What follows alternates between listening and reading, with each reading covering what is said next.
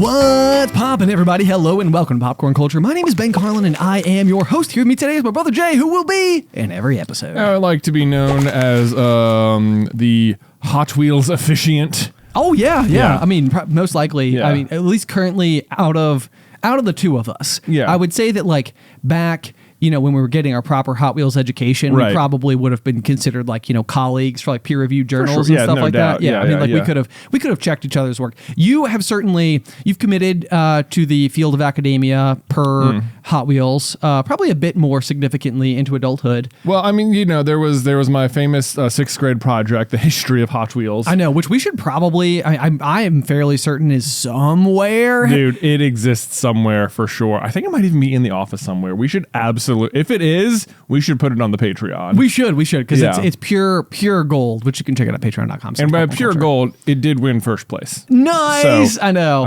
at like in the whole sixth grade. So Okay, can we pause right there, because I know we have a whole conversation about Hot Wheels to be had, but I was just thinking about this because of like science fair related things. Yeah. And it's like in a similar capacity where I always feel like growing up there was like, whether it was like selling, like fundraising, like Girl Scout cookie type things, or like any of the in-class fundraisers or science fair projects or anything like this, where someone's family had like a unique advantage or like access to something special. Yeah. And it was always sort of like, nobody can really touch them because their dad owns like a massive company, and the entire everybody in the company will buy like at least one box, and like that's guaranteed like 300 boxes, and like we're over here like knocking doors down trying to get like Right, 13 sold. I can imagine a situation where it's like, your dad like runs the company, he's got 30 employees, and he's like, hey, my daughter Sandy is selling Girl Scouts, I'm just gonna pass this around, if you want some, mark it down. Exactly. And Yes, everyone yes. puts down like 5 boxes, and then comes back and it's like, Sandy sold 1,000 boxes, and it's like, sure she did. Yeah, sure. yeah, How many yeah. doors was she knocking on? Right, yeah. No, it was always one of those things. But I do remember as a kid, it was always one of those where like, Dad, can you bring my fundraiser to work and see if any of your coworkers want to buy anything? And I feel like it was maybe one of those where it was like, I think I'll see if I can do it. I'll pass it around. What, did you ask Dad to do that? I think, I mean, not every time for sure, but I think a couple of times. But like, I mean, it becomes apparent, as an adult, how things like this do circulate, and how like a lot of people can end up getting hit up, for multiple different things. Yeah. So, I mean, you got to be like a little bit cautious of like how many people are like, pinging or whatever. But did you never do that? It never occurred to me to ask our parents to utilize their, coworkers to get an edge in a fundraising competition. Yeah, well, they would always get me because, like, they would usually come in at the beginning of the fundraiser, which the fundraiser always just sold like pure crap for the most part. Yeah, it was always like wrapping paper or something. Yeah, which I mean, Yeah. to be fair, I will buy wrapping paper if somebody comes by now. But it's one of those things like people need wrapping paper. Right. Yeah. And probably the quality disparity is not super great. But then I feel like all of the other little like things that they sell in the fundraisers are usually not very like high quality. It doesn't seem. But I feel like they would the people who were putting on the fundraiser would always like show up for like a what is it called, where everybody got to like leave class and go to the gymnasium, and they would like put on like a thing. Yeah. Like a display, and be like, all right, if you sell 30 units, then you get a ticket to Fun Day. And if you sell 50, you get 2 tickets, and you can use 1 ticket to do the Velcro wall. Right. And if you sell 100 tickets, you get to enter the cash booth. And like yes. one of those like phone booths with like dollar bills, and they would like put a leaf blower on it. And of course I'm familiar with this. Lest you forget, I set a high score in one of these things at our local Chuck E. Cheese. I did realize as I was talking that I was explaining the game to the champ. To the champ, to man. the goat. Exactly. I figured I was intentionally giving some additional context. Right, for the at home. listener, for the little kernels. Yeah. But I mean, I think these, it probably is the type of thing where if I were to ever go into like a Salesforce somewhere and they were like, you can get a KitchenAid mixer if you're employee of the month, it'd be like, it is on. Right. Like, I will sell everything. I'm presently in the running for some KitchenAid products myself. Are you really? Via March Madness. Oh. Yeah. Beth, my wife, she follows this Instagram. I think she's mostly an Instagrammer called NapTimeKitchen. Okay. And I've heard this one come up before. Yeah. NapTimeKitchen's son is like old enough to where he's like suddenly really into March Madness, which is to say he's like maybe like 7 or something. Okay, sure. But he's like all about it. Apparently he's filled out like 6 brackets or something. And so like he's so into it that NapTimeKitchen decided to just host their own little bracket tournament thing. And so Beth was like, you should enter because, the top 3 places get these like cool KitchenAid products. And I was like, oh, all right, sure, whatever. I'll do it. I haven't consumed any college basketball this year, but not one lick. That probably gives me about as good odds as just about anybody else. True. So, yeah. So that is the only bracket I filled out this year for March Madness. But you're doing well. I was in like the top 2. I was in the top 200 at one point. Okay. But the really bad news I was sort of like dead out of the gate because I chose Kentucky to win and they ended up being eliminated in the first round. Oh no. So yeah, that was bad news. It's a 3 seed going down in the first round, like so bad. Yeah. I will say though, I did predict JMU to pull an upset in the first round, which they did against Wisconsin. That was a fun game. But then last night, so what they got as a reward for making it past the first round was to play Duke in the second round. Oh boy. And if you know nothing about college basketball, you probably still know that Duke and UNC are like historically just the teams. And so they got destroyed. I mean, we turned it on and it was just past halftime and it was like 27-52 and it was like, oh no. Well, we watched the rest of the game and it was still a lot of fun. It's just cool that they made it that far. So. No, of course. Yeah. I remember when I was in college, Radford once made it to the tournament and it was sort of like, oh my gosh, they're going to be there. And then they played UNC in the first round and got absolutely annihilated. So good times. Yeah, but that's all good. So Go Highlanders. Right. Go Highlanders. I was like, what was my college mascot's name? Highlanders. I knew that. Our team colors are tartan. Yeah. Great. So unique. I know. Yeah. Right. Easy to dress for. Exactly. Just everyone has a couple tartan things lying around. Right. Kilts. Right. It's great. Exactly. Man, how did we get here? Martin just Matt. Oh, because you're doing the NapTimeKitchen bracket. Yeah, right. Yes, and you have been doing well, possibly winning some KitchenAid products? Maybe. Oh, the fundraiser, that was a possible thing. Okay. You said if there was a blender or a mixer, you'd be like, I'm in. Yeah. No, yeah. And so I think that's like what would happen is like I would go and they would give us these like speeches and like, try to encourage you to go and like, be little like door salesmen and stuff like that. And I was like, all right, I'm doing it, like, so, I mean, I remember, you would go and it's like, honestly, it probably is one of those things that was like a good learning experience, but like it also feels like maybe like I don't even know why it feels like maybe something that would be less likely to happen nowadays. No, it happens. Does it? Okay. Yeah. Because I mean, what I would remember is I would go door to door, I would knock, and then they would be like, "Yeah, come on inside." So you would go and you would like sit, like with your hands folded in their kitchen while they like leafed through page after page of the magazine and like, "Oh, look at that, that's kind of cool. Oh, it's a candle warmer in the shape of an owl." Oh, yeah. So you'd be in the house with the person for like 20 minutes even, and then finally they would like fill it out and they would buy like one item or whatever and give you a check for it and you'd be like, all right, on to the next. But like so when you figure you're like getting home from school and having like X amount of time to go and do this, it's like if each person's house you enter into takes 20 minutes, it's like, and they buy one item, it's like over the course of the hour you might sell 3, and realistically like when they're telling you all these prizes, they're like sell 100, and I'm like, sell 100? I know. How? I know. But in without fail, there was always like that small handful of kids who would come in and like they would have sold like 500 units or something, and you're just like, what the heck? Yeah. Like, what? Yeah. I think this is almost the issue is that you're right. Like the intended goal is that they need money and that's what they want. But like the otherwise, like I think intended like experience for you, the child, is like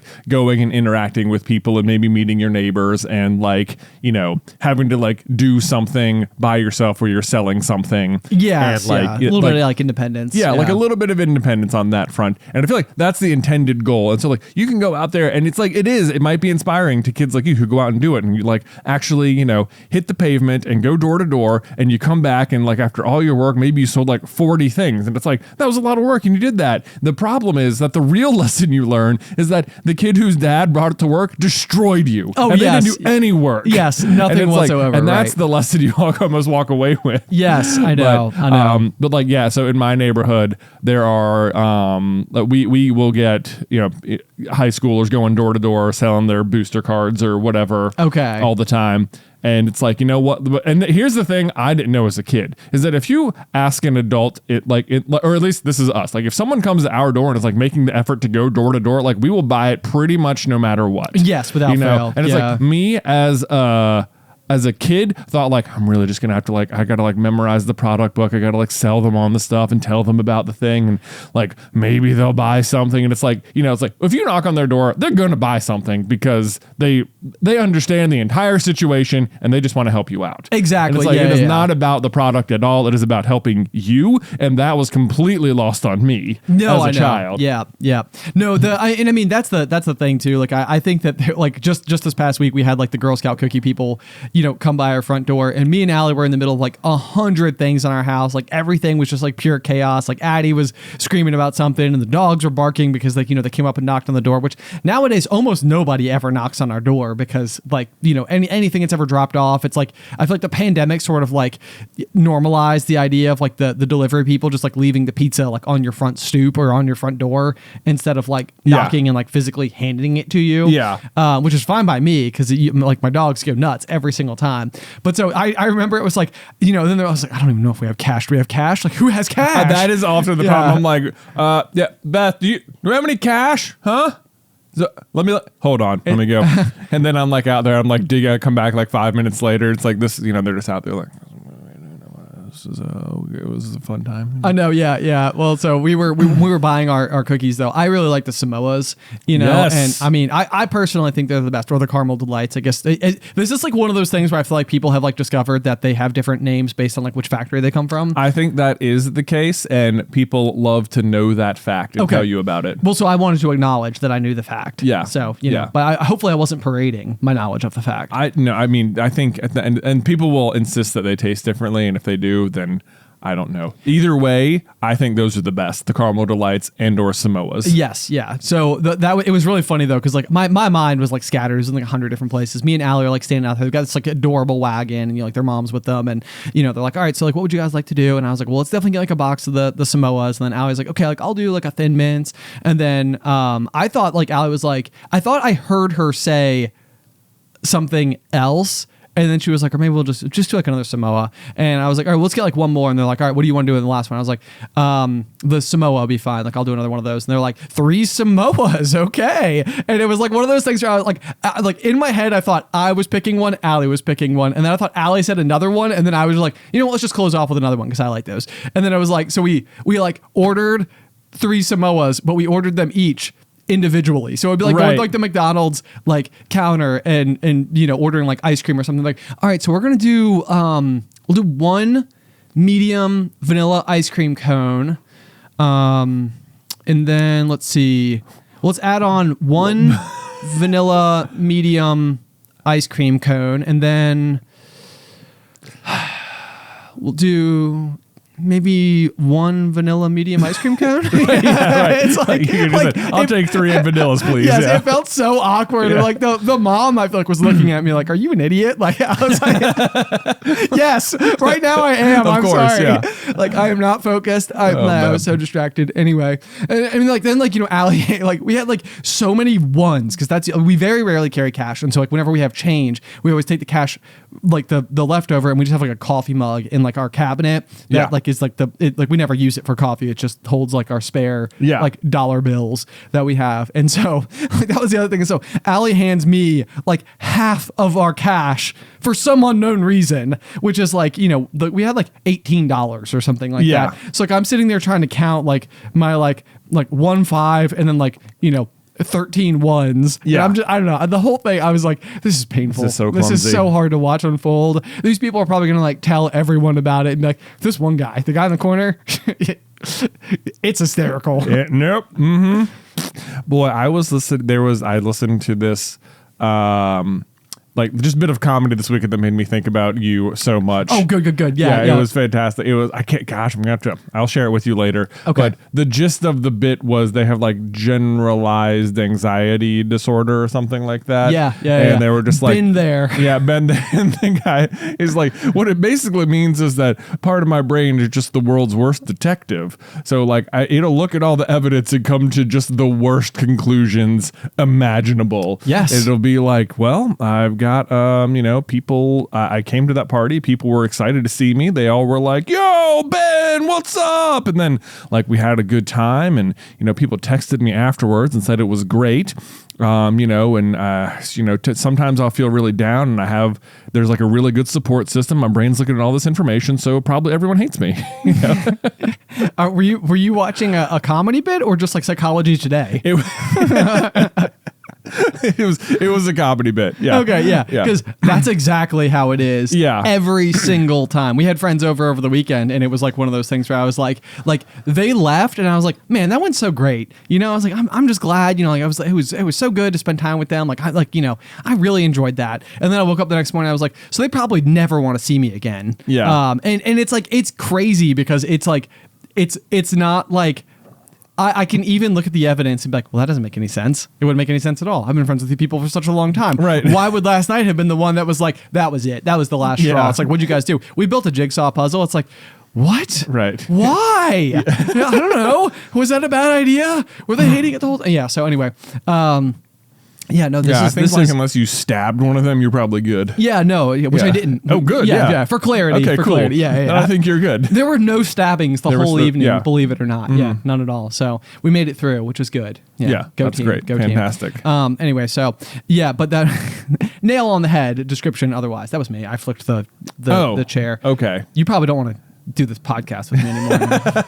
I'm assuming. It just sounded like the sound it made was that like a gunshot far away outside? No. It was just me flicking my chair. Right. Yeah. Okay. Okay. I don't know why I did it. Anyway, so back to Hot Wheels because we started. That's there. where we started here yes. with my award-winning 6th grade Hot Wheels. So recently, Netflix released, I think in the past week or so, this new show which is just like I don't even know the name of it. I'm just like Hot Wheels Let's Race. I think. Oh, I don't know why they didn't go with Hot Wheels leading the way. That is no longer so there is a song that plays, it's the title song, and then it's also like the hype song, because at some point in every episode there's 6 characters, and there's this very fun part of every episode where they have these like virtual steering wheel things, and they'll whip them out, and they'll like this giant catalog of like Hot Wheels cars, and they'll be like, I'm gonna use the shark bite or whatever, and their car materialized. It's so fun that they give such personality. It's like there's like maybe 30 cars they could choose, but like you almost immediately get used to like, oh yeah, I've seen that one before, I've seen that one before, I've seen that one before,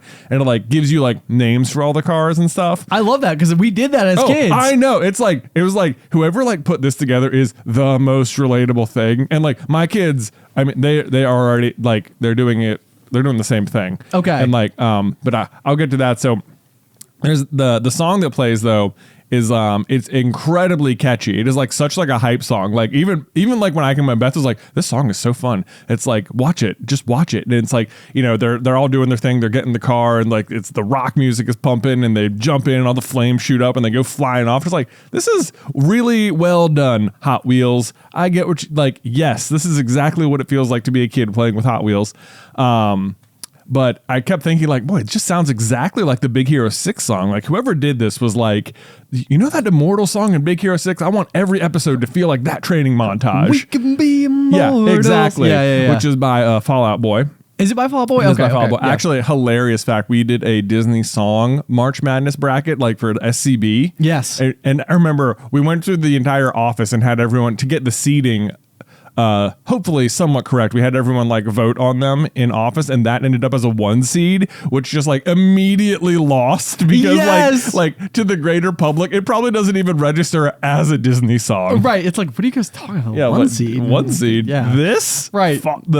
Yeah. So that was, I always think about that. I'm like, okay, song's amazing, whatever. It's it's also a Beat Saber song, which is super fun. But I kept thinking, like, every time I watch the show, I'm like, it's crazy how much it sounds like it. And then we were at the gym this morning, and our trainer Gabriel, his son, was there, and he was playing with Hot Wheels, and I was like, oh man, you guys watching the Hot Wheels show? And he's like, yes. And he's obviously. I know, I was like, yeah, that song is so catchy. And he's like, yeah, it's by Fall Out Boy. And I was like, no way. Oh So my gosh. It literally is the same band. That's amazing. So no, it's like it has the same vibe because it's the same people. Very on purpose. Exactly. Yeah. So anyway, there's that. So that's also my Wick of the Peak. If you need something for your kids to watch, check out the new Hot Wheels show. But so my kids have been now just into Hot Wheels this past week, which has been super fun. Yeah. Because my kids inherited just all of our Hot Wheels from childhood, which is a ton. And we have weirdly, at one point in like Beth's teaching career, there was, I guess, I don't know what for, but she got like several giant boxes worth of just tracks. Oh wow! Yeah, I'm not sure. Like Hot Wheels tracks. Like Hot Wheels tracks, like as like a something to use in teaching or whatever. Okay. But like she had them and didn't use them, and then when she was leaving, like we just inherited them. Right. So we have tons of track, just That's like fun. orange track. Right. And we have tons of cars. And for a while, Luke was into it and stuff, but they've never really like understood. They've never like tried to race them with any purpose. They'll like put them on the tracks and they'll watch them go through the loops and stuff. But so this past weekend I was like, oh, Luke was asking me like, I came downstairs. I managed to sleep until like 8 one day this weekend. What? Couldn't believe it. Amazing. Well Yes. done. Round of applause. But then I came downstairs and they're watching the show, and they had gone downstairs and brought up the entire bucket of Hot Wheels and like lined them up so they were covering like every available inch on the couch and ottoman and table. It was just like this huge display of Hot Wheels, which was kind of cool because the three of them just did it by themselves. That's amazing. I know. Yep. And so then we were going through them, and he's like, Daddy, just which one is the fastest one? And it's like, I actually know which one is the fastest one because me and your uncles would spend full weekends organizing, I don't know, like 400 car brackets. Yes. And like whittling it down. I could tell you the fastest 5 cars here, Luke, Without fail. Yeah. Yeah, because not only do we know what the fastest ones were, we would figure out the fastest ones, and then we would just have another tournament and just like see, maybe they'll lose this time, as if something changed with the cars, but they never did. But we would like half the time we would like use like Dad's video camera so that we could like if we needed like a slow-mo instant replay, we could like go back and like review the tape. Huge production. Yeah, of course. I mean, we took it very seriously. No other way to do it. Yeah. So this is back at the couch racing. Yeah, it was back at the couch racing. Exactly.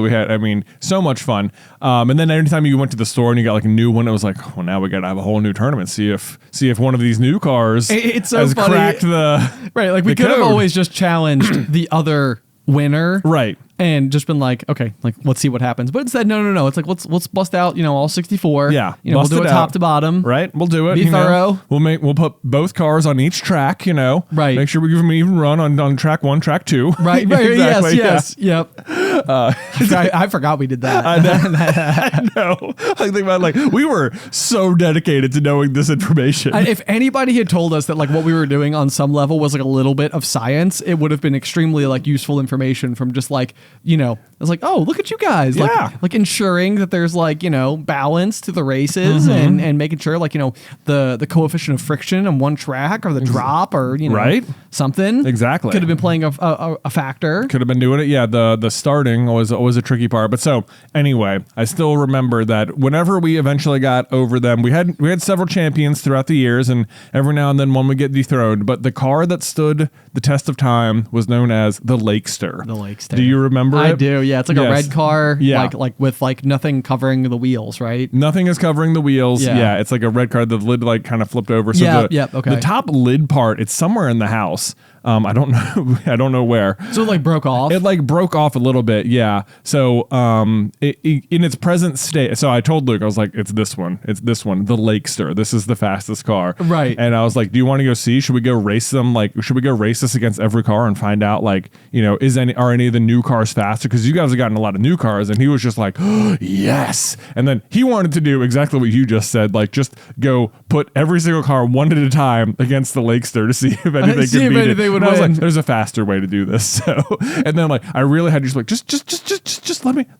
Here's what we're gonna do. We're gonna set up like 8 races, and then those winners will race each other, and then those winners will race each other, and then we'll have a champion. Right. And so the Lakester proceeded to undoubtedly win like, I don't know, 5 brackets in a row. Oh my gosh. No problem. So did the fact that it's missing like the lid, that's like slowing it down, Ben. It's still winning because that would just add weight, you know? That's so unbelievable. I mean, this was like, we would grow up doing like Pinewood Derby races. Yeah. And, this is another one of those areas where like, you had a friend whose dad had a workshop. And so like the customary act at the beginning of every Boy Scout season or whatever was to go over and use his bandsaw to like draw your design on top of the vehicle and then like cut it out with the bandsaw or whatever. Sand it for 5 days. If you sand it for 5 days, what it felt like. Spray paint it like 39 times and, all the Put rest. some decals on. Right. Yeah. It was like a thing, we had like a lot of fun with it and stuff, but that was like another category where you would get to like the Pinewood Derby day and there were like certain kids who would show up and it was like, whoa, that thing is like, that looks like the Batmobile, or something like that. It's like, how did you do that? I was thinking about that probably because we were racing Hot Wheels. I was thinking about that. Someone I remember came in with like a hot dog car. I mean, it looked like a hot dog. Yes. Yeah. Like and they lifelike. carved it out of wood. And I'm like, who did this? How? Did you? No, obviously not the child. Well, what's so fascinating to me though is that like even for like a parent who has the ability to do that, it seems like those would be the parents that would be the most like, no, it's important to learn how to do these types of things. So you should try to carve a hot dog and we'll go with whatever it looks like. And if you want to try again, like we'll get you another piece of wood and we'll try it again. Mm-hmm. But you're like, did the kid do that? Yeah. Like possibly? I have no idea. But like this was always one of those factors like growing up where I was just like, and I suppose to be fair, probably everybody has an unfair advantage of some kind. Like this is the thing I always say. It's like everybody has a guy. It's like, oh yeah, we got a guy. Yeah. And it's like, and not everybody's guy does the same thing. Like maybe your guy does like landscaping or something. So it's like whenever it comes to like a landscaping project, it's like no, we got a guy. It's all good. Mm-hmm. And then other people have like a guy for like car repair or chicken. I don't know. Raising coops, chicken coops, chicken coops. Racing, chicken racing. Is that a thing? No, I said raising, but I like racing better because it's like you want to come over. We're doing chicken racing. We're doing chicken racing all afternoon. It's gonna be a great time. Yeah. Can you imagine? That'd be so funny. Be like, people used to do these like chicken fights. They were super unethical and terrible, and now we just race them and it's fine. It's a blast. They're getting tons of exercise. Everybody's outside. They're so fast. It turns out. Yeah. Oh man, good times. Or you get into turtle racing. That seems like a whole hooting and hollering good time as well. Yeah. I don't actually know. I've never raced a turtle before. I don't know. Yeah. Now I'm like, does chicken racing exist? Is it out there? I don't know. I mean, it seems like lots of racing exists. So maybe. Could be. Either which way though. I was going for raising, but I was trying to, my brain went to chickens for some reason. I was like, surely as long as I say chicken, your brain will be able to fill in something. And it was like, oh no, I can't think of anything. Chicken. He's got a chicken guy. I got a chicken guy. Yeah, I got a chicken guy. But everybody's got a guy for something, and not everybody's guy is the same guy, but like, they're all that like one weird little like unfair advantage that you have, but that's also the case with like growing up. It's like everybody like the parents, the situation, the like city living, the farmland living, like there is something you are exposed to that is going to make you inordinately good at something else growing up, right? Yeah, and then it's sort of like, oh, okay, I didn't even realize that something I thought was just an everyday procedure was actually a lifelong skill. Cool. Exactly. Yeah. What? So there's that. There's that. Anyway, but so you're racing Hot Wheels. The Lakester, the champion from when we were kids, probably the same physical car. Oh, the same physical car. Yeah. It continues to be the champ. Continues to be the champ. Yeah, not dethroned yet. Wow. I know. Wow, I was a little surprised because we've gotten a bunch of new ones. Right. Yeah, but now Luke is carrying around. Of course, he claimed immediate ownership. Like, this one's mine. The Lakester. I think you guys are coming over this weekend for Easter, so if he brings it with him, I'm like, hey, you have my car. Oh, no. My Lakester. Dude, I remember getting the Lakester, which I think it was mine. Okay, yeah, fine, whatever. Yeah. Sure it was. Classic oldest child position, whatever. I remember being so thrilled to get it. I remember when we got it because we were actually at our grandparents in New York and we brought the Hot Wheels set up with us because we were so into it. And we went to the store and Dad got us Hot Wheels. And forever, you had the fastest car. Was it White Lightning? It was. But it was. You had it twice over because you had this like blue and green one that was called. Oh, I don't know what it's really called, but we called it Dragon. Well, hey, why would you not call it Dragon? I don't know why you wouldn't either. I mean, you look at it, it's amazing. Dragon. Yeah. That was the fastest one, and then you had the White Lightning, and that was the fastest. And then we got the Lakester, and it somehow beat White Lightning, and it was like, oh my gosh, no way! Yeah, the pride I felt in my little diecast car. Yeah, it's like all you did was have the opportunity of being the one to own it, you know. But it's also like it's like status. Because you know what the other thing was, Tyler had also picked the Lakester car that day, so me and him both got one, and mine was faster. Oh no! I know. Poor Ty. Poor Tyler. So yeah, but now I'm like Luke. He's like, so he'll just carry it around the house and play with it everywhere. And those wheels are so exposed. I'm like, you're gonna bend the axles, man. Like I know. the Lakester's days are numbered. It's gonna be. We're gonna have to crown a new champion. It's like gonna be like the Doc Hudson of like the household Hot Wheels. Like if you were to merge like the Cars universe with the Toy Story universe. I wonder if anybody's ever thought about combining Pixar movies into like one similar timeline, giant story. Ooh, that's a fantastic idea. I know, yeah. It seems like a good one.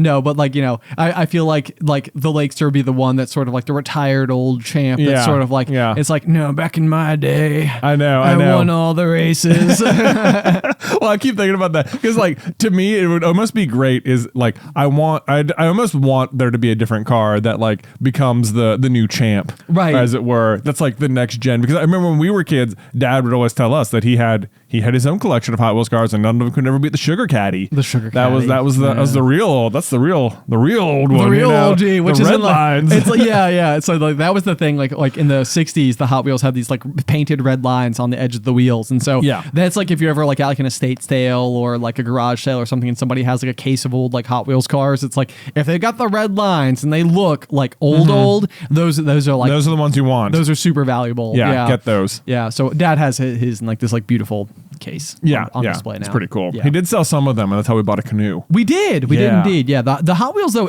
I mean, it's kind of unbelievable because they were so deeply ingrained into our childhood. Like it was even, you know, it wasn't like every day or anything like that, but like with, you know, probably once every couple weeks or so, you would like come downstairs and have like a Hot Wheels car sitting in front of like your cereal bowl. Yeah, that was like always such like a fun treat. Yes, it was. That was really fun. And it was like probably so easy too because they're like $1. Right. You know, yes, yeah. Like what an easy thing to get. It doesn't like break the bank. You know. Yes. Well, so it was kind of fun yesterday because I thought it was interesting you brought up Hot Wheels this morning because I was out yesterday and Alice's mom had offered to like watch Addie for us so we could go like run some errands and stuff, which was amazing. So we were out and we went to like Target to pick up like things for Addie's like Easter basket. Yeah. Which is something that like, you know, growing up, it never occurred to me like when Mom and Dad were doing this particular activity. Right. Like when does this happen? Right. Like how did you guys like leave? I mean, of course, you know, for a while you just thought the actual Easter bunny was there, which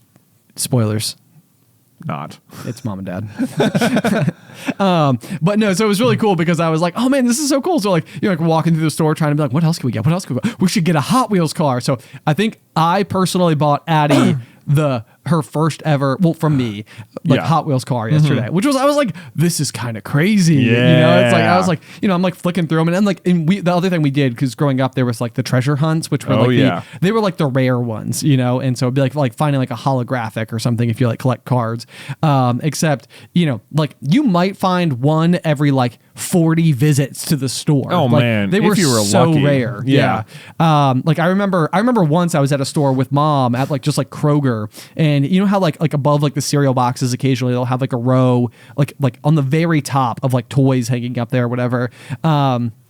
They would have like 6 total Hot Wheels out on display. And I remember one day I was like down the aisle and I like looked up and I couldn't reach it. And so I was just jumping and flicking the cars, trying to knock them off because I saw that there was a treasure hunt like 3 back. And I was like, oh my gosh. Like it was like the type of thing where I was like, I know I've just found something so rare. I like asking Mom if we can buy this is a foregone conclusion. Like there's no world, like Mom was in on it too. There was no world where you were like, I just found a treasure hunt. And they're like, no, put it back. It'll be here next time. It's like, no, it will not. No, it will not. Yeah. So I remember finding that one, but I mean, it was such an occasion. But so yesterday I could not like resist. I'm like in the Hot Wheels aisle and I was like, I gotta check them all. You know, I like through it. I'm like, nah, we're good. There's none here. There never is, but there never, I know. Well, so when, I think because of this show, we got like we do like a lot of duck themed things. We do, yeah. You know. So Ducks go in cups. Yeah, exactly. So for the Duck in a Cup video, we had like a duck Hot Wheels car. We did, yeah. And I think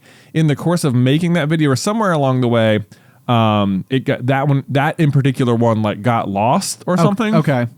And so Luke noticed that it was gone. And then I felt so bad. I was like, oh no, we lost the duck car. Right. So then I went online and I found a replacement duck car that wasn't the same. The one we had was green, and I found one that was like shiny and gold. And I was like, well, that's cool. If anything, it's cooler. So I just got the shiny duck car, and it arrived, and it turned out it was like, this is a treasure hunt. I was like, was it really? It was. Oh, and wow. So, I mean, we still opened it and we played with it and stuff. But Well, it was there like you one go. of those things where I was like, I didn't even know I was buying it, and it just showed up. And I was like, oh, no way. I know. The golden duck. The golden duck. That's so cool. Oh my gosh. Here, kids, go trash it.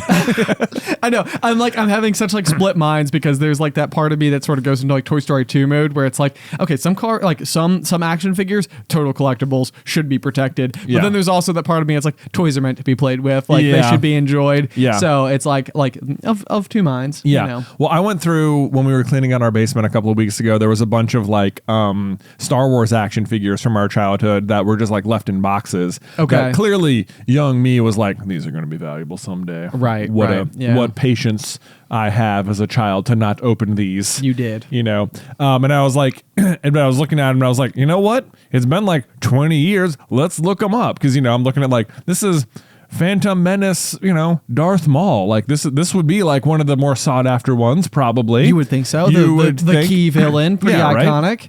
Main villain in the movie. And I look it up and it's like $10. And it's like, great.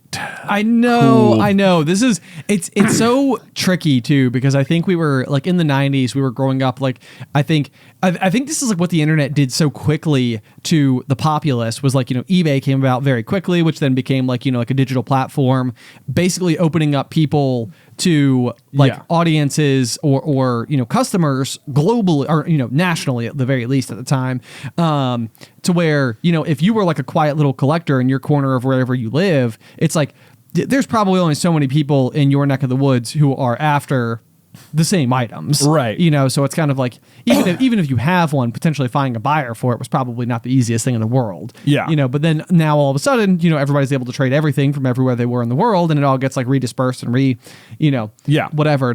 But then also there's the fact that like things were not made in such massive runs, you know. So they're like, it may be the case that like, you know, if you went to your local store and you were able to just buy one as a kid, it was like you were buying like something that was already pre-established as reasonably scarce.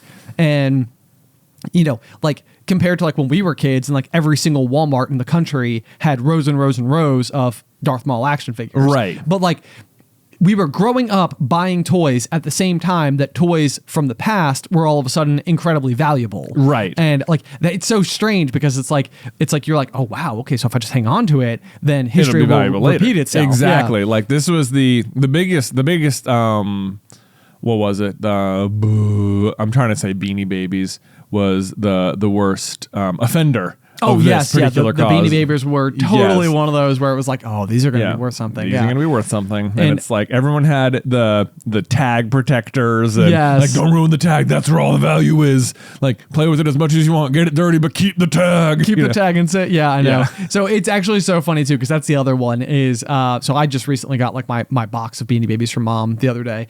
And, well, I say the other day, it was probably like 9 months ago or something. But Addie had found it. But I remember like the night when we were kids in our childhood home with like our dial-up computer, like the whole family was like crowded around as we were like bidding on like the Maple Bear from Canada. The Canada Bear. Which ended up being one of my you know, Christmas presents that year or whatever. But I think, you know, in 1998, we spent like $74 on the Maple Bear. On the Maple Bear. Yeah. And so like even that was kind of one where it's like, you know, like you just said, like, you know, childhood action figures, look it up, you know, it's $10 or $5 then worth $10 now. And this is 20 years new in box. Right. This was something where it was like, you know, back when in the beginning, this was like $74. So like surely now it's worth something. But so we show Addie the box of, you know, Beanie Babies. And in my mind, I'm sort of like, whichever one you want, play with them, all of them, you know, we'll find them in the yard, whatever. Like, they are meant to be enjoyed. That's the point. But sure enough, the main one that she like reached in and picked up right away was the maple bear. And so it's like, it's in her crib every night, and it's like, it has the little tag protector still on it, but like it is just stained and dirty. And I'm like, well, there you go. No longer. And this is like one of those things again, you know, like where, like I think even when we started the pop, I had like floated the idea of like, you know, we should just buy like a first edition Charizard. And now it's like, to buy a first edition Charizard would be like hundreds of thousands of dollars if you or whatever. Want like the one, the like shadowless base set first edition is like you know, PSA 10, like you know, just not that many of those even exist, but that card is like 40,000, I think. Okay. But like, you know, if you have just a first edition Charizard at all, like even that's going to be worth something. A lot. Let's see what your Maple Bear's worth. Gosh. Bear Beanie Baby. Oh dear. I cannot imagine it is worth that. So I'm seeing a lot of the one, like the Ronald McDonald ones. Okay, I remember those. Yep. I think we had many of those for a little while. That was fun because it was like, Mom, can we go to McDonald's? It's like, we didn't really want McDonald's. We wanted the Bears. Right. Let's see. Maple Beanie Baby for sale. It's hard to tell. It's always hard to tell because I feel like there's always that person on eBay selling it for like, you know, $99,000. Yeah, there's someone on here that's listening to this like 6,500, and it's like, no, it's not that. That can't be. There's no way. It can't be. Yeah, that would be so devastating. This looks like it looks tiny. I don't know if this is the right size. Now this one says Thai Beanie Baby Maple Bear Canada exclusive 1996 with case, so that seems about right. Yeah. This says $30. So okay. So maybe it's just like one of those things like where we paid a premium for it, even then, like 30 years ago. Yeah, maybe I'm seeing like $14, $14. A lot of them are like the 18. Yeah, so it looks like if you found the right person, maybe you could get $30 for it. Okay. So no matter what, especially accounting for inflation, it's gone down in value. It's gone down. Yeah. It turns out it peaked out of the gate, as it were. Yeah, that sometimes happens. But, you know, either way, it's like it's hard to know. It's like what is like the present day thing, object, like whatever is that nobody's thinking of, but like someday it's like, there you go. I know, right? They were harder to get than we realized. Exactly. This is what so the only thing I'm even like, well, obviously we collect Pokemon cards and stuff, but then I've also got like my little Pluto pin collection going there. I'm like, which I'm not at all expecting to like get monetary value out of. No. And for what it's worth, most of the monetary thing to me is just like, it would make me so happy to have just successfully had like the foresight. Exactly. Like, it's not like the actual like financial like reward. It's just like the knowledge that like you read the room correctly. Like I did. Look, I predicted. I knew. That's the thing. So, but like right now, there's like if you just like eBay like Pluto pins or something, it's interesting how like you can tell like what are sort of the commons of the era. Sure. It's like there'll be like, oh yeah, okay, I've got all those. But it'll be interesting like 20 years from now, clearly like it won't be like, oh yeah, okay, there's the donut, there's the cupcake, there's the this, you know, like new commons will have emerged. Not that like this is even a particular, you know, I don't think there's tons of people collecting Pluto pins. No, I'm sure, you know? sure. But it's like, it's interesting like which ones, if you just wanted to go online and buy cheap, are available right now. But it's like the longer it goes, the more they won't be available. True. Right. Yes. But that's what I feel like will ultimately make the collection seem really cool eventually. Yeah.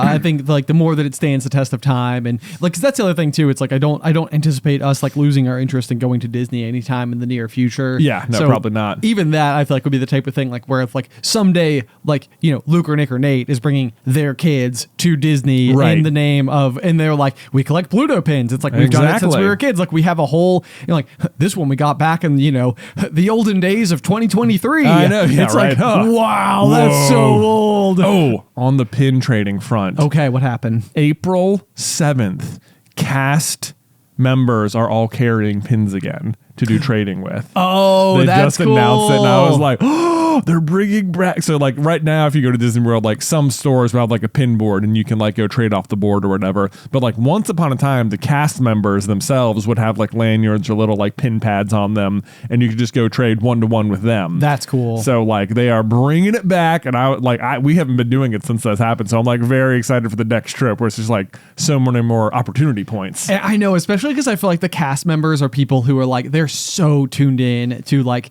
the Disney, like, you know, everything. Yeah. You know, so I feel like those would be the people to go and be like, okay, what you got cooking for me? Yeah, what you got? Yeah. Like they're I can imagine them being the people who are having like the most fun with it. Yeah. So I'm excited for that. Next time we go down, that was gonna be cool. I saw that show up on the Disney Instagram, and I was like, oh, no way. What fun! That's awesome. Okay, good news. Good news. There we go. How about that?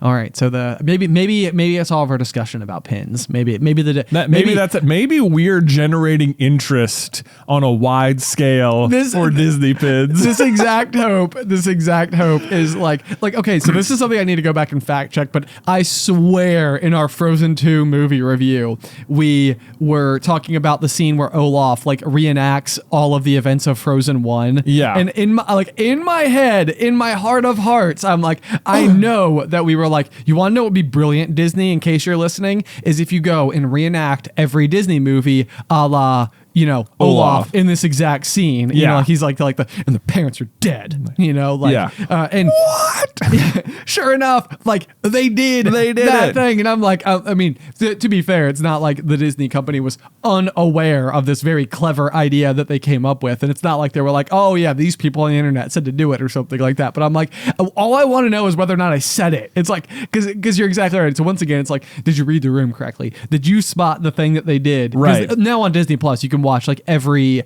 like Disney movie in like 2.5 minutes. Like Olaf will like recount the tale of this, that, or the other. But then the other thing you have to wonder is like, you know, or is it the case that we happen to get swept up in like a certain like hidden wave of like pin mania? Oh, right. Yes. Are we just caught in the undertow? Are we ourselves? caught in the undertow? Because like, you know, we didn't seek out to, you know, collect the pins. Right. You know, like we had a few Pluto interactions, and we wanted to get a Christmas ornament, and in the giant Christmas ornament store, they didn't have a single Pluto ornament, which I'm still baffled by. Right. But then we walked out, and there was the pin trading store, and it was like, oh, let's get a Pluto pin. And then it was like, what if we collect them? Then we have a way to interact with the pins that are everywhere. Yes. And now here we are years later, and it's one of my favorite things to do. And I'm like, was there something in the water? Did all their pin marketing just like get you at the right time? Is it a wave, or does it just seem like a big deal to me because we're already in? I know. A lot of know. people were just like, sure, pin trading's coming back. Who cares? What? I guess I've seen the pins. That's the thing. Yeah, it's because it's like you know, certainly you're not just like narrowing in on something small. Like when you go to like Disney World, there are huge walls of pins. Like, you know, they're like they are prominent. They are there, but it is also the type of thing where it's like if you're not in on it, then which I would say for the most part, since I started going back as an adult, which I think was 2018, was like the first trip I went since like 1999. Alice and I went down to the camper. Like since coming in 2018, it was only in the past like year or so that the pin stuff had really like caught us. Yeah. To where we like understood this whole like subculture that's going on all the time. Yeah. But it is so much fun now. Now it is so much fun. Yeah. So there we go. We got one transition for late in the episode. Okay. All right, Ben, I have a what's that? Maybe sounds like more like a you theory. Oh, yeah, for you. Ready? This is called the Dorito Theory. I love it already. You love it already? Okay, yeah, just like the occasional I didn't come Dorito. up with this. I just saw it on TikTok, and it made me think of you. And it was posted by, I don't know if this is the originator of it or if she just heard it, but the account is Celeste Aria on TikTok. So shout out to her, and we'll put a link to the video on there. But and it's called the Dorito Theory, and this is it's a confusing sounding thing, and I was like, is this a double negative? But I don't think it is. Okay. Anyway, it's the Dorito Theory states that only experiences that aren't truly satisfying are maximally addictive. So Does that make sense? Probably not at first glance. Yes, I feel like it's like one of those things like where it's like, okay, let me chew on that for a second, like a Dorito, and see what we come out with. So only experiences that aren't truly satisfying. So this theory would suggest that eating a Dorito, as delicious as it is not truly satisfying, right? But therefore is addictive in its nature. Right, because it's not satisfying, it is able to be maximally addictive. Okay. Right. I'm following. Okay. Yeah, so you're right. And it's talking about like snack food is like sort of the Doritos are the example of this because the peak of the experience when you're eating a Dorito is while you are tasting it, but then nothing after. Like if you eat like a steak, for example, on the other hand, like the steak like tastes good in your mouth, and then after you've eaten it, you feel full. Like there's like a nice like full sensation. You are satisfied by the steak. Yes. Okay. Right. Yep. You will not be satisfied by the Dorito. Okay. And this is like you suppose that there's like a like nutritional value protein inside of the steak. Right. Whereas the Dorito has nothing to really offer you except the taste of itself whilst it's in your mouth. Yeah, this is interesting because it's like, I mean, like the flavor, the texture, the crunch. Yes. It's all spectacular. Yes. But then like, if you eat an entire bag of Doritos, you're not like, I feel better. Right. Yeah. You're not like, okay, I'm pretty much set for the day now. Yeah, this is true. Okay. But what I found interesting about this is that like that all makes sense to me, but then it's like, it almost feels like counterintuitive because it feels like things that are truly satisfying would become like addictive things as well. Like why aren't you addicted to like eating steak? Sure. You will get addicted to eating Doritos. Right. That's a good point. Like you plop down on the couch at the end of the day, you're much more likely to go and grab a bag of chips to crunch on than you are to like go and scoop out an avocado and just eat an avocado. Right. Even though the avocado is probably much healthier. But I think so. I was trying to like figure that part out because it seems like, like if you were like doing something satisfying would be addictive, but it is not because it is satisfying. Like it closes the circle. I see. Like, I see. You know what I mean? Yeah. Like if it's like, and I think that's basically it. It feels counterintuitive. But things that are addictive don't close the circle on being satisfied. They leave the door open, basically. So like if you need it, if you actually need it, like if you like the steak for in this example would be something that you need food and energy and protein and all of that. So if you need it, you can get enough of it. Sure. Like your body has a need for it, but there is a limit to what it needs. And once it has all it needs, then you're satisfied. But then if you don't need it, like you don't need the stuff in a Dorito, then you can't ever have enough of it because you don't need it to begin with. Yeah. Okay. I'm following the logic here. And it's funny because like I had such a like, addiction to Andy Cap's hot fries that like they come in like the blue bag and there's like the guy that like with like the hat and he's like eating one on the bag itself. But I mean, this was one of those things like we're in college and I mean, it's like horrifying to like think back on it, but it's like I ate a whole bag of Andy Cap's hot fries probably every day. Right. And it was like, what? Like all the time. But it is like one of those things too, like where you're right. Like, you would like, it's probably even like it wasn't that like I was like finishing. It was like, well, I opened the bag, I may as well like finish all of it. It would sort of be like the only thing that was ever stopping me from eating them was just the bag was now empty. Right. So I was like, well, that's the end of the bag. That's so it. There's that. But you're right. Like if it was a bigger bag, I probably would have just kept going. Right. Which is like, oh gosh, man. Okay. But yeah, no, that's man. I can follow the logic. But it's like now, as we're saying it, I'm like, now I really want to go eat something healthy. Yeah, right. But so I think maybe the ultimate like take, because I was thinking about this. I feel like it feels weird. So I think like that sort of like addiction kind of like eating, or maybe addiction's the wrong word, but that sort of like endless eating. It's like that like the addiction and satisfaction are not the same, but like in the moment they feel the same. Yeah. You know what I mean? Like the dopamine from eating the Dorito feels like you're being satisfied, but you're not. It's like a fake claim in your brain. Right.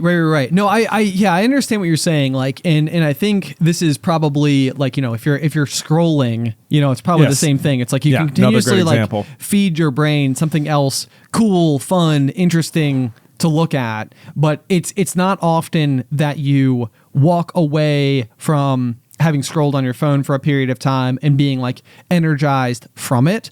But then like alternatively, like if you go out and like when I completed like my marathon, for example, I know that's a huge example, like contrary to something so small as just scrolling on your phone or whatever, but like that like ballooned me. It like gave me like confidence. It gave me strength. It gave me like a sense of satisfaction for like a long time. Yeah. After the fact, like days, weeks, a month, of time where I was like, I feel really good about myself for like achieving this level of like whatever. And so this, I always talk about this, but it's like when you're like, if you go like when you haven't been exercising, because like I took like a break myself from like I just started back like maybe like 3 months ago. But it's so strange because in the period of time that I was taking a break from it, I was like, how did I ever have energy to go and like do workouts in addition to everything else that I'm doing all the time? I'm exhausted. And then it's strange because like you get back to the gym and you're sort of like, you come home from work and you're like, okay, I got like an extra like pep in my step. And it's like, well, that's counterintuitive. Like you expended energy, but now you have more available. Like even if I know it can be true, it doesn't motivate me when I'm like in the interim. Yeah, I mean, running is something that way. Yeah, I was also thinking about like this because like you can go out and if you finish like a big run, it can feel very satisfying. But then it's not like like you said, you finished the marathon, but it's not like you went and kept running. True, also true. Yes, like you just like stopped. It's not like, oh my god, this is the best thing in the world, I need to do it more. It was like because you felt satisfied.